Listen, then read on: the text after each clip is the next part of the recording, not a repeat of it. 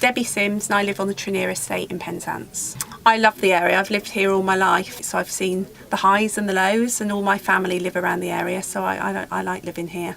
I'm chair of the Residents Association. I also work for the Trenier Together Partnership, and we get many residents in if they've got queries and things for Penwith Housing Association. We've got a very good neighbourhood manager, I think they call them, from Penwith Housing. So if there's an issue, it's usually dealt with the same day, or I can come back to them with an answer the same day. And I think that's something that's been really successful between PHA and Trenier.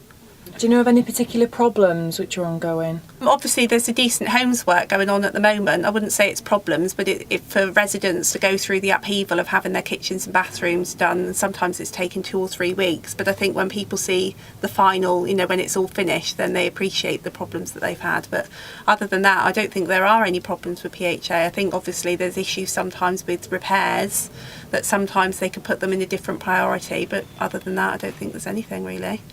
Do you know how the communication is between the housing association and the tenants when things like this are going on, to inform them?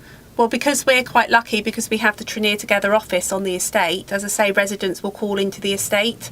I would say probably more residents come into the estate than rather just phone PHA, and so then they've got somebody in the middle to say this is what's going to happen and get back to the resident. I can't speak on behalf of residents that just phone PHA, but I would say the majority of people are quite pleased with what the service that they're receiving.